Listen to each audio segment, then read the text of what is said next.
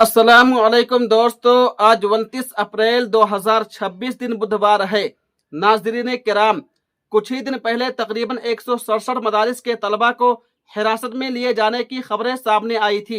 अब वहीं पर बहुत खुशकुन और अच्छी खबर सुनने में आ रही है कि अल्लाह ताला के फजलो करम से उन मासूम बच्चों को रिहाई नसीब हो गई है। यह मंजर देखकर हर अहले ईमान का दिल खुशी और इत्मीनान से भर गया है और जुबान बेख्तियार पुकार उठती है कि जिसका हामी खुद अल्लाह हो, उसे दुनिया की कोई ताकत नुकसान नहीं पहुंचा सकती है। यह तलबा जो इल्म दीन के रास्ते के मुसाफिर हैं, दर हकीकत एक मुकद्दस मिशन से जुड़े हुए हैं।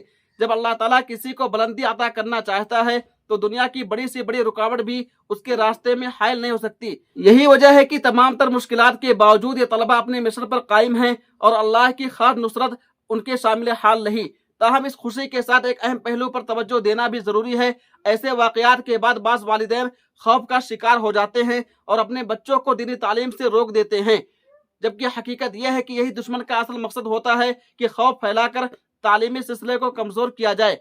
ऐसे में जरूरत इस बात की है कि हम जज्बात के बजाय हिकमत और नज्म व ज़ब्त के साथ आगे बढ़ें, अपने तालीमी सफर को जारी रखें, मुल्क के आईन और कवानीन की मुकम्मल पासदारी करें और इदारों को मुनज़्ज़म और बेहतर अंदाज में चलाएं। जब हम कानून के दायरे में रहकर अपना मिशन जारी रखेंगे तो किसी को उंगली उठाने का मौका नहीं मिलेगा। याद रखिए, इल्म और रोशनी है जो अंधेरों को खत्म करती है और कौमों को उरूज अता करती है। अल्लाह ताला हम सबको हक पर साबित कदम रखे और हमारे तालीमी सफर में आसानियां पैदा फरमाए, आमीन। दोस्तों, इस वीडियो को ज्यादा से ज्यादा शेयर कीजिए। तब तक आप हमें इजाजत दीजिए। अल्लाह हाफिज, अपना ख्याल रखिएगा।